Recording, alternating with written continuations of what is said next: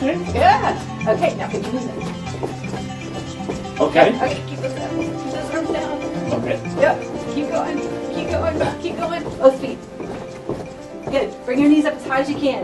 Keep going. Keep going. Keep going. So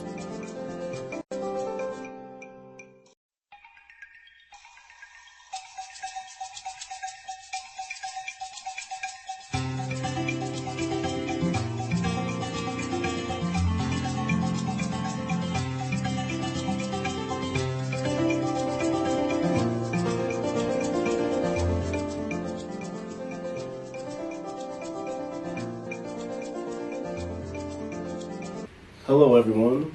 Welcome to Community Central. I am Marcus Vance Pettisclo, and I'm here with Lisa Dupree, and we are talking about a holistic approach to overall health and wellness. But our main topic today is falling in love with yourself.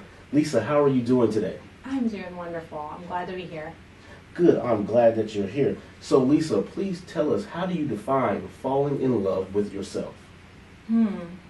So that's an interesting question. So you hear about, or you hear in the just news about being in love with yourself, or you have to love yourself before you can love others. So you hear that kind of in many different areas. So to me, what I really think that is the concept of self-love. Mm-hmm. So not love as you would typically think as a feeling, or like romantic love, or infatuated with yourself.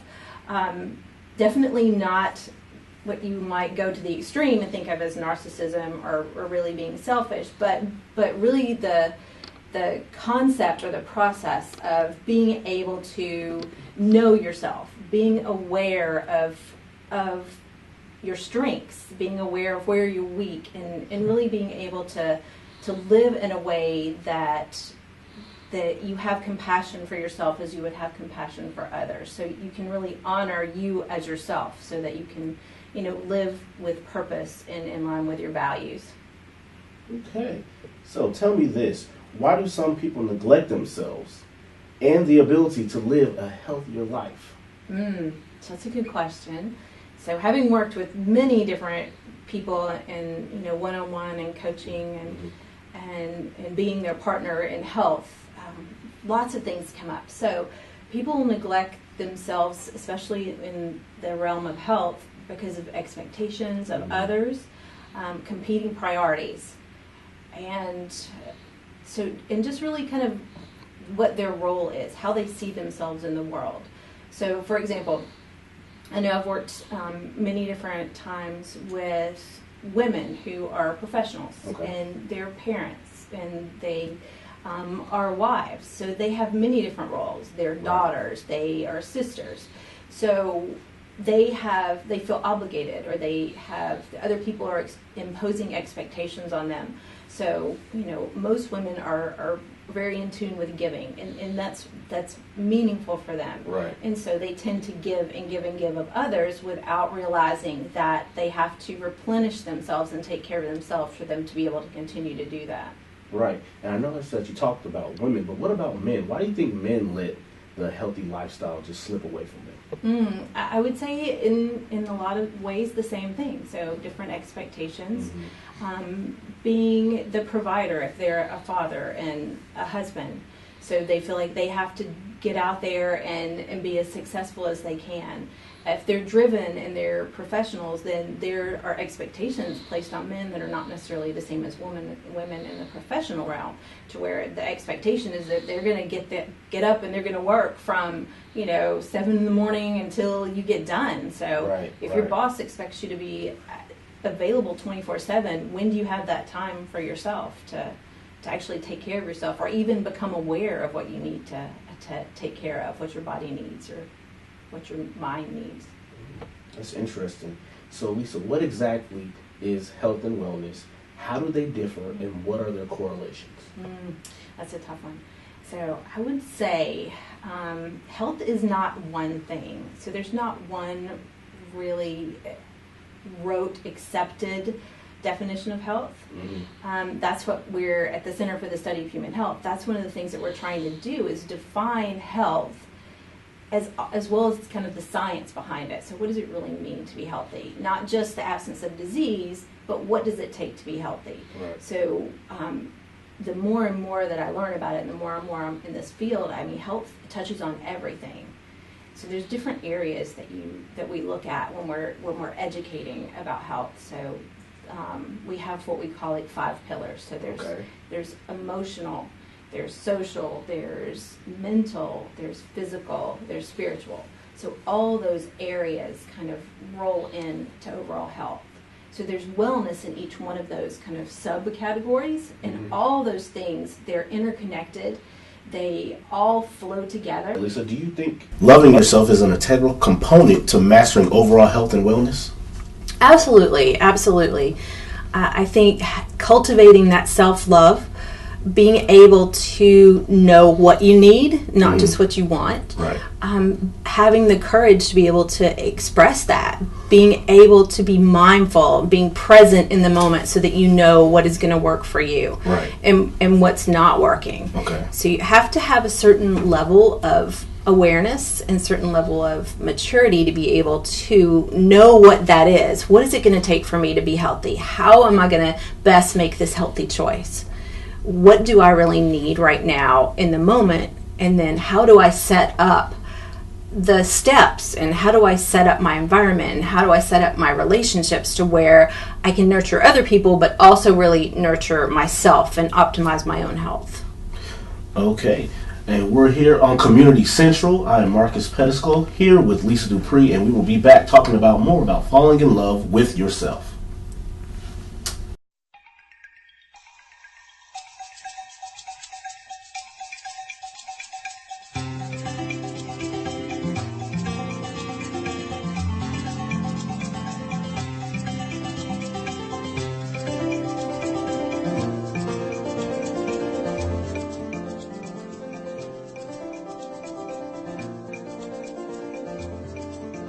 Welcome back to Community Central, where we are talking about falling in love with yourself. I'm here with Lisa Dupree. And Lisa, I know we talked about a little bit in the first segment, but I want to go back to talking about men. So tell me, what are some of the roadblocks that men put up or have to overcome just to create a healthier lifestyle? Because I know we always talk about women. You see advertising for women in health clubs are built for women, but there's not a lot of clubs built for men. There's not things that they can do. So what are some of the tips and some of the things that men, like myself, need to do to have a healthier lifestyle? So for men, there probably is a little bit more of a resistance or stigma that I've perceived, just being able to take care of themselves. Right. So the first thing I think would be realizing that it is okay to take care of yourself. It's okay to be able to have that, or give yourself, really, it's what it is, giving yourself that permission to say, this is what I need. Right. Before that, you have to kind of be able to be in touch with yourself and your body, your mind, your spirit, to be able to know what it is you need. And so I think that there maybe is a perception out there that men are not maybe as emotional as women, or as in touch with that side of them. Right. And it's not necessarily like a soft, touchy-feely type of thing I'm talking about, but it's just being aware, like knowing where your strengths are and how to use those, knowing what your values are, what do you really value, what is your purpose, and then being able, within that construct or that self-image, being able to cultivate that appreciation for, like, in self-forgiveness. Okay. For, maybe something that you really do want to have, and then being able to have the courage to ask for it, or set up boundaries so that you can actually take action. So for men, I've worked with a lot of men executives over the years. Okay. And it's the go, right, until one day they just literally hit a wall and can't go anymore.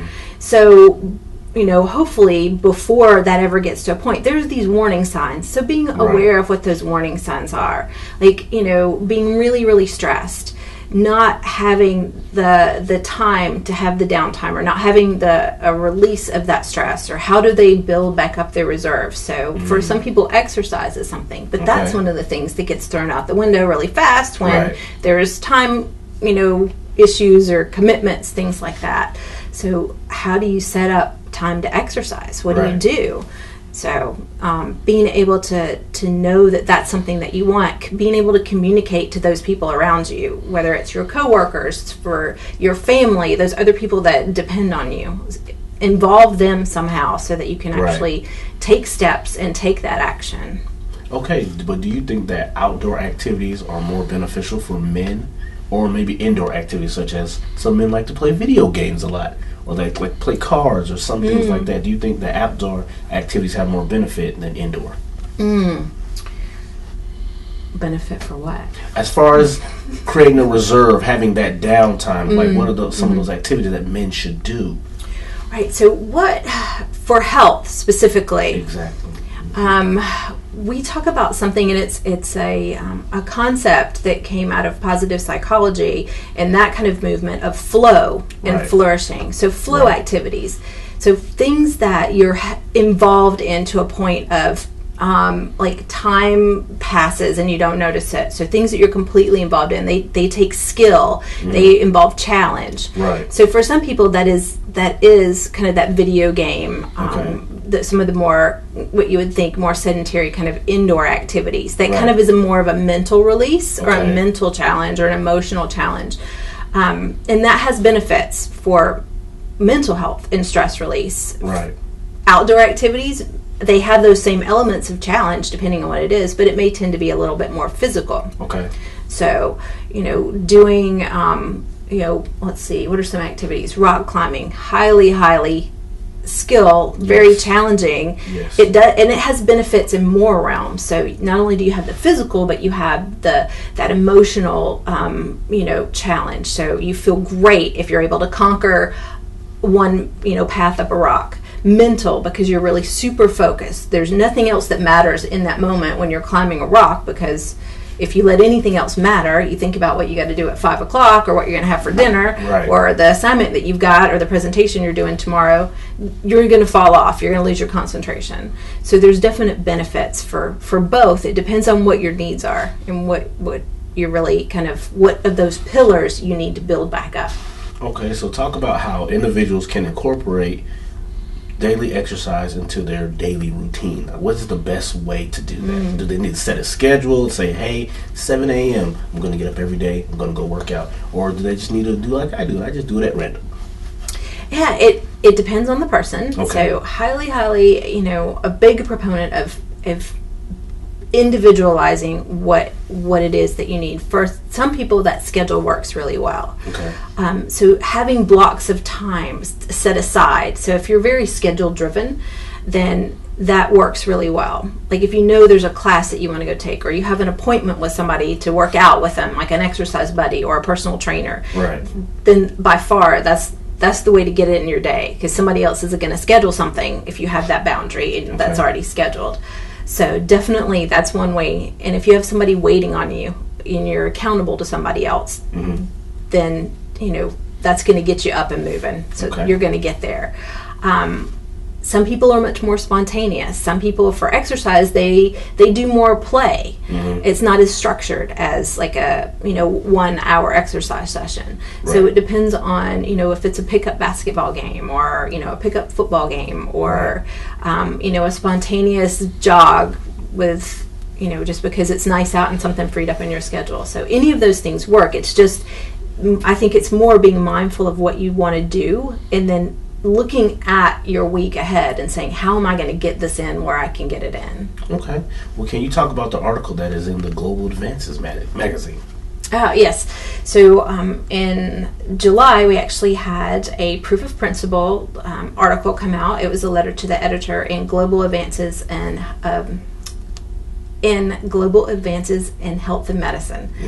So what we actually did was, with our educational intervention and our health program here, we have a goal setting process that we've come up with that's integrated into academic education. So it's science based health education, but we have people go through a goal setting process. Okay. So we found that by really highly personalizing that, and then getting people to set actionable steps that are very much in line with what their priorities are, what their desires are, what they value, what has meaning for them, what their strengths are.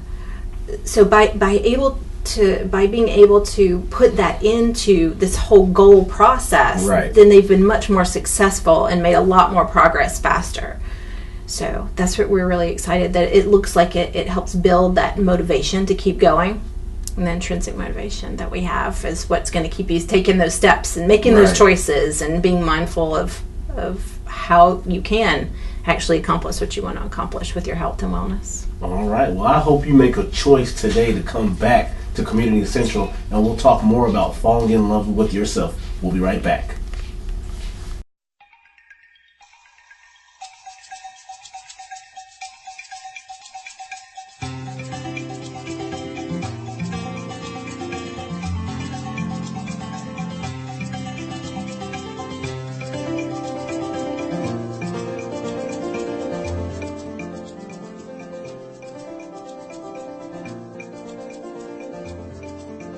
Welcome back to Community Central. I'm Marcus Pettisclo, and I'm here with Lisa Dupree, again, furthering our conversation about falling in love with yourself.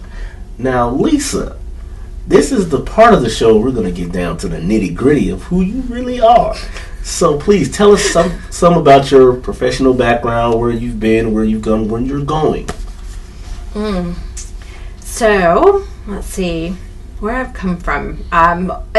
The road to get here has been a winding one. I've had a variety of different experiences. I started my career out in as a microbiologist and a chemist very briefly after graduating from Georgia Tech, and realized very early on that I didn't really love being stuck in a lab counting bacteria and playing with chemicals all day. So I really preferred people.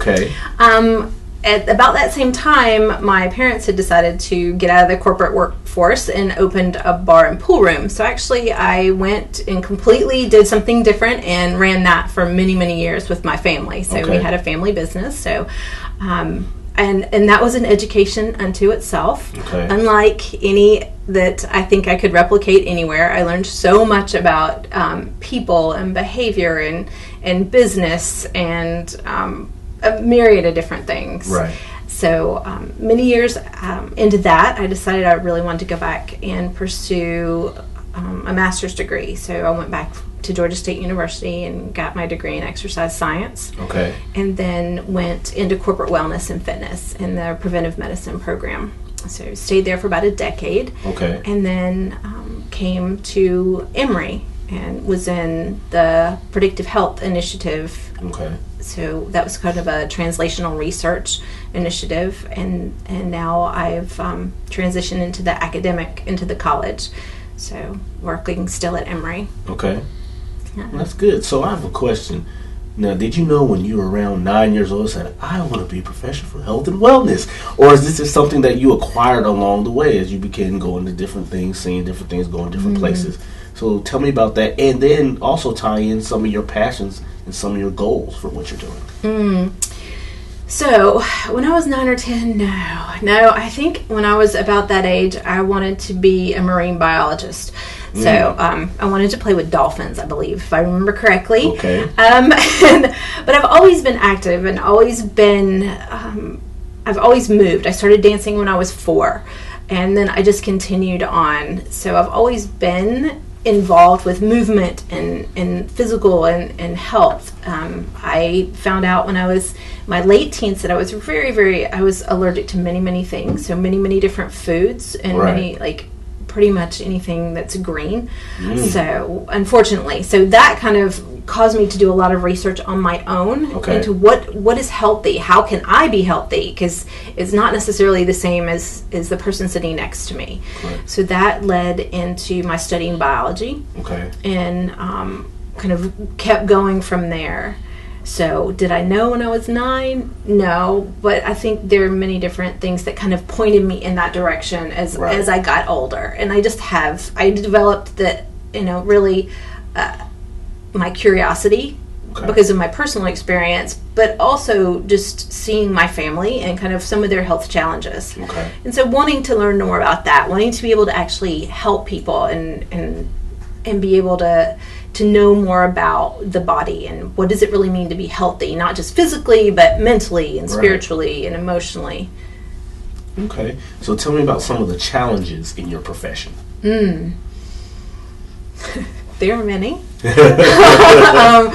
But it's good. So with health, what we're really trying to do and kind of where I've come over the past several years is looking at health not as the absence of disease, and not in a clinical perspective so much. There is a place for that. Medical profession is wonderful. That's what it was designed to do. Right. But just because somebody doesn't have a clinical diagnosis or a disease does not mean that they're really functioning optimally in all the different ways that they can. Doesn't mean that they're at their best level of health. Okay. So what does that really mean? So because there is no one definition of health that's accepted universally, then it means different things to different people, and how you get to be, healthy as you possibly can is going to be different. Okay. So even for you and I, if we were going to the same, we want to be as physically healthy, we want to be as physically fit, we want to be as mentally fit, we want to be as emotionally,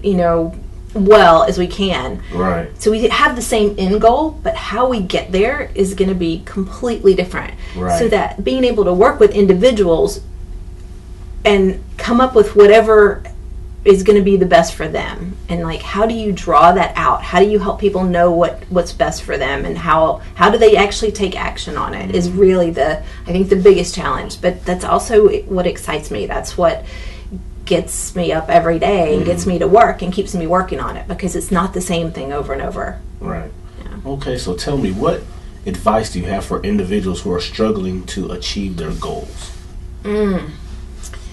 So I would say the first thing is know what you want. Okay. A lot of times, because we have worked with goal setting a lot and developed this program and the process, I see a lot of times people aren't setting the goal that they're not setting the right goal for themselves, or they think they want something, but it's not really what it is. Okay. So, a point. Say I've worked with women on weight loss. Many different times. So, so somebody will come in and say, I need to lose 30 pounds. So that's their goal. My goal is to lose 30 pounds. Well, that's an outcome goal. Right. That's a number on the scale. There's a lot that goes into it. So when you start talking to them, what do they really want? What are they going to have? What are they going to get? How are they going to be when they lose that 30 pounds? Well, they want to feel like they are more comfortable walking into a room. They want to be more attractive. They want to date more. They want to be able to go into a clothing store and try on something that looks great right off the rack, or something like that. So those are the things that they want. So that 30-pound number is not their goal. Right. So you have to kind of re-engineer it. It's a re-education process. Okay. So knowing what you really want, what are you going to get? What are you going to have? What are you going to be when you get to that goal? And re-engineer the goal by that way. Use your strengths. So don't focus on where you're lacking or what you can't do, or focus on what you can do, and what do you do well? What do you do naturally? And then how are you going to make that work for you? So that you're actually going much more toward a positive area than, thinking about, well, I have to lose this. It's more about deprivation and, not being able to do what I want. Right. Because you're just not going to stick with it, and you're not going to be as successful with your goal. Right. So. Speaking of goals, I have a goal right now. I want you to give me some type of exercise that you do to help you maintain your health and wellness. We need to do something right now. That's my goal right now. Okay, so you tell me. Let me pose a question back to you. Okay. So what would you say is one area, one thing that you want to improve within your health? Doing more cardio. Okay. I do not like cardio. Okay. Don't like cardio. Yes. If I feel like if I'm going to run, it needs to be for a competition. Right. I only run if somebody's chasing me. There it is. Right. So for cardio, that's going to be kind of tough to do in the space here. So let's see. What would help with you doing cardio? What would you get to what do you want to do cardio for? I want to trim down a little bit. Yes. Okay. Yes. So then with cardio, trying to think some things that you can do that are really simple. You don't have to have any kind of movement, like any kind of equipment or anything like that. Right. So I take off my glasses for this. I need to as well. Yeah. You gotta get serious now. All right. So things really, really easy that you can do. Okay. So if you don't have a lot of space, like we don't have a lot of space right here. Okay. So what you're going to do is you're going to have to get moving. Okay. So do something that's going to cause you to get your heart rate up. Okay. Get you moving a little more. Okay. So the more that you can move and the more vigorous you can move. Okay. So one of the greatest things that you can do is like jumping rope. Okay. So we don't have a jump rope here. Right. But you don't even have to have a jump rope. So you Okay. can imagine. So you use your mental ability. Imagine you have a jump rope. Okay. Okay. So you're gonna just stand, bend your knees. You remember jumping rope Right, when you were a I kid? remember. Yeah. So you just jump rope. Okay. Yeah. Yeah. Okay. Okay. Yeah. Okay. Now pick your knees up. Okay. Okay. Keep those up. Keep those arms down. Okay. Yep. Keep going. Keep going. Keep going. Both feet. Good. Bring your knees up as high as you can. Keep going. Keep going. Keep going. So it's kind of like playing if you remember when you were a kid. Right. Is your heart rate up a little bit? Maybe breathe in check. harder. Yes, it is. So that's something really simple with cardio. Okay. Anything like that, like just high knee runs, Okay. like up and down. Okay. Yep. Yep. Okay. Squat jumps are great. Okay. Okay. I don't know. Did you play football? Yes, I did. Yeah. What did you do? Burpees. Yes. Yes. Bring those back. Those are super simple. Okay. Unless you have like bad flashbacks from burpees. No, But, no, not at all. Not at all. those kind of things. So if you're going, down into a push-up, Mm-hmm. I'm not going to do a push-up right now. But so those are some interesting, like just really kind of simple, super simple things that you could do anytime during the day. So. Okay. Okay. Well, Lisa, thank you for coming on Community Central. Tell everybody where they can reach you so they can get involved in this program. So you can reach me through the Human Health website, the Center for the Study of Human Health at Emory University. So it's humanhealth.emory.edu. And then you could also reach me by email. My email is lisa@yourpathwellness. It's Y-O-U-R, pathwellness.com. All right, and this has been another edition of Community Central. I'm Marcus Pettisco along with Lisa Dupree. Thank you for coming on. Thank you. And we will see you next time.